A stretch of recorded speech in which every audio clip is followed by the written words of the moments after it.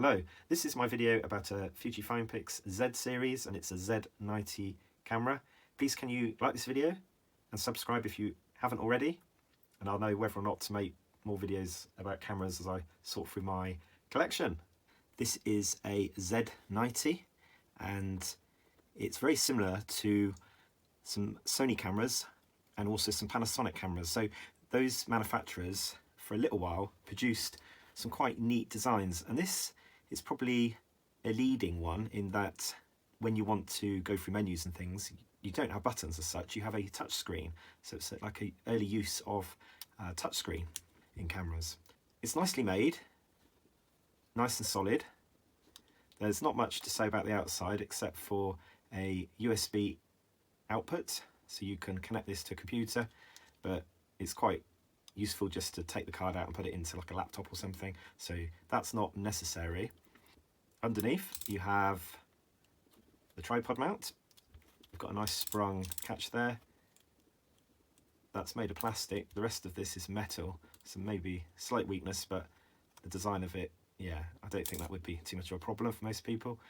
There's room here for a standard kind of SD card size, so this is a 4GB card in there. It's a Fujifilm, so maybe that's the memory card that came with the camera, quite possibly. That's interesting. Turned itself on when I put the card in. Anyway, let's take the battery out and have a look. As other reviews have said, good use by Fuji in colour coding the battery because it makes it easier to get it in the right way the first time. So the orange to the orange on there, and there's a nice useful catch that sort of locks it in place there. So if this does break, then potentially you're okay. So there's no switch in the door. Sometimes there is for these, so you can still use the camera with the door open. So you hear that beeping because I'm just touching the screen by accident. But let's have a look at the front. It's got quite a compact flash that's near the lens, so I would expect some red eye. There's also a sensor here to help with focusing. There's a microphone there. Now the lens is a 5x wide angle zoom lens, which is nice. And then if we look on top, there's some embossed Finepix Z lettering, a video camera. So this is a direct record kind of system. So you press the button, you can start doing video. And then you've got the very small shutter for pictures as well as zoom. So you've got going that way, you're going far away, so landscape, and then zooming in, go right. So this is a little bit marked, as you can see. It's been used a little bit.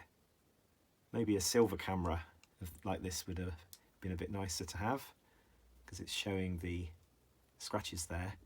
Now the one thing I'm not that keen on with this design of cameras is the slider. Now I like the operation of the slider, but if you're taking your camera out to lots of different places, maybe you might get some dust or God forbid a bit of sand underneath here, it will end up scratching the paintwork underneath, and it will be quite hard to actually clear any dust or sand from underneath this slider. So that's something to bear in mind there. Now the other thing with this camera is it's very, very small, so the sensor size is extremely small. It is a 14 megapixel camera, and I guess you could, in theory, put the resolution down so you're using less megapixels, and that might actually lend to better behaviour when you're taking pictures in lower light. I've not tested that, but it's just my sort of theory. Let's have a look. So this is the same technology that would have been on the very early touchscreen phones before the iPhone made an appearance. So it's a little bit laggy. And the first thing I'm going to do is have a look at the settings because I just want to get rid of this sound. Let's just... Oh, it's not going to let me, is it?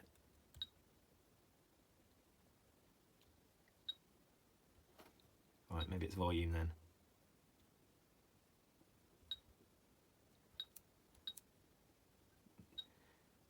So let's go shutter volume off, operation volume off, and playback volume.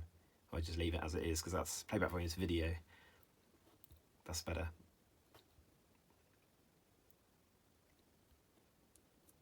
So I just go through some of these options. But before I do that,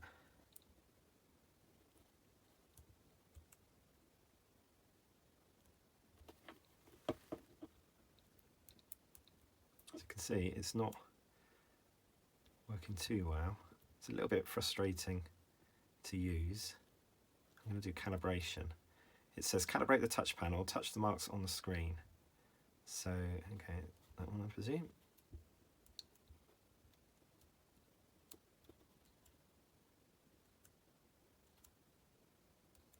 Okay, maybe that'll be slightly better.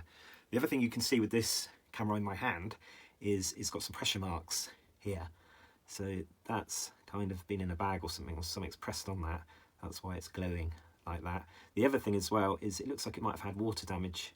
So there's like a bit of a strange pattern going across like this. So let's have a look at the modes. So we've got a standard shooting mode. I think this selects from a limited number of scenes. So that's what that is. And that's the default kind of point and shoot really for most things. Then you've got auto, which possibly doesn't use scenes. But you can override and do different things. So this is red eye reduction by the looks of it. There's timer, macro. Okay, let's go to touch and shoot. So you can take a picture of something. So shall I take a picture of this stapler? There's a stapler out of view here. Okay, and it's got my thumb in. So something else. If your hands are quite big, these cameras can be a little challenging.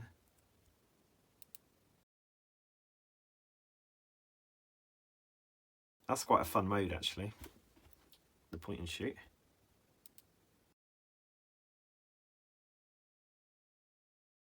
It's deciding to use flash because of low light. So you can see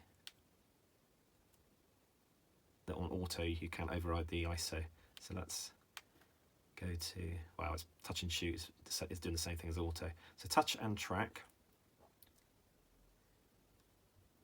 Touch the subject for tracking. Okay, so if I move it at an angle, oh okay, so it keeps the subject in focus.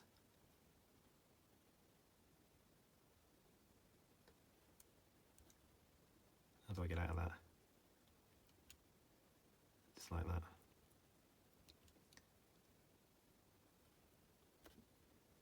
So quite a fun mode. There's the standard scene options, lots of different options in there, and that's getting a little bit smaller, the icons to see. So given the age of this camera, it's got to be around 15 years old, I would say that this is probably quite a fun camera to give to a child to use. So if you don't want to give them your phone, probably quite a cool thing to do, just give them this and let them play around and work out, because no doubt they would have used tablets and things and they'd be quite okay at navigating everything. So I'm going to go back to, no, I'm actually going to go to Program AE, and I'm going to look at the settings here, so I should be able to change some of them. So ISO, yeah, so we can decide to go for a lower ISO. The reason for that is you might want to capture more. So I'm going to go for 800 on that one. Press menu again. So I can see that this side of the screen might suffer, so it might need more kind of pressing down to get you into the various modes. So that's something to look at if you're looking at one of these cameras. So we can go and set up image size. So that's set to 4:3, or you can have wide if you so desire. And because of the size of lens, I'll be quite tempted to try the 7 megapixel option, or maybe even the 5.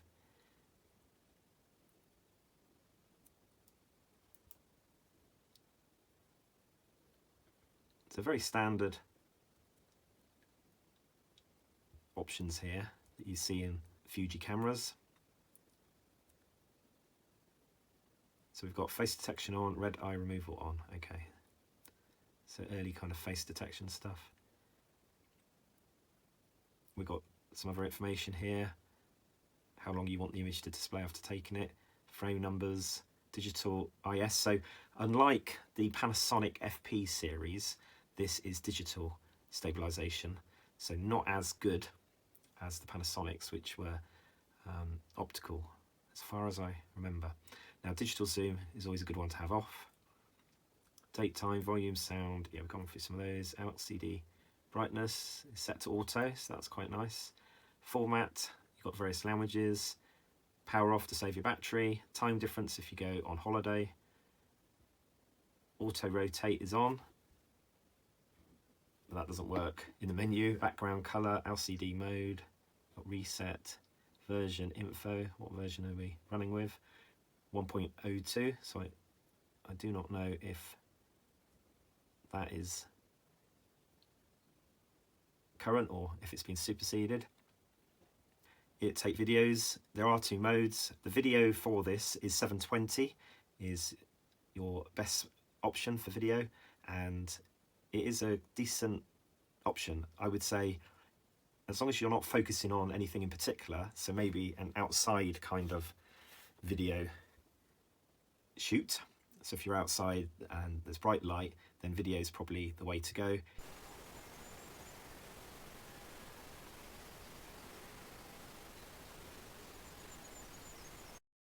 Indoors, it's always going to be more grainy and probably out of focus more because you've got objects that are going to be closer to you, such like. There is a 640 mode. Now that looks very kind of choppy, and the audio is not as good as on the 720 for some bizarre reason, possibly down to compression and decisions made to reduce the size down. So maybe they thought it'd be ideal for web content, like early web pages and things, to have that kind of option. Macro is very good on this camera, so you can get very close to things, take very sharp shots, and that again is maybe to do with the form factor. I've seen the same thing on the Panasonic FP series, so very similar in that respect.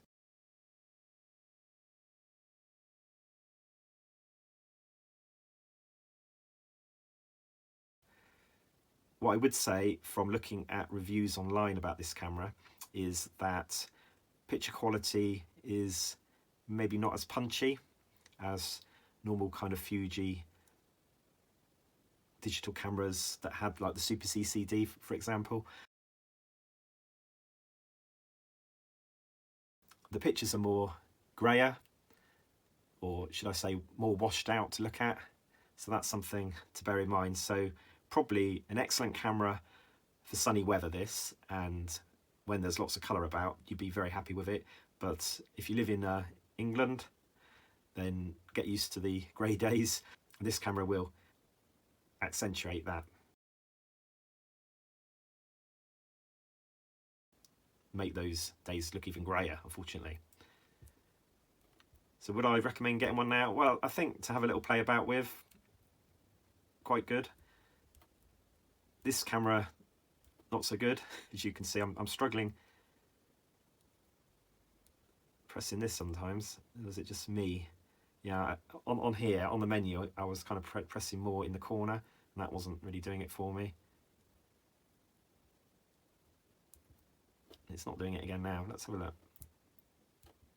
So you can see my thumb's, you know, quite big, I guess, for this size screen. So yeah, a good camera for playing about with, not really of much use these days. A nice design.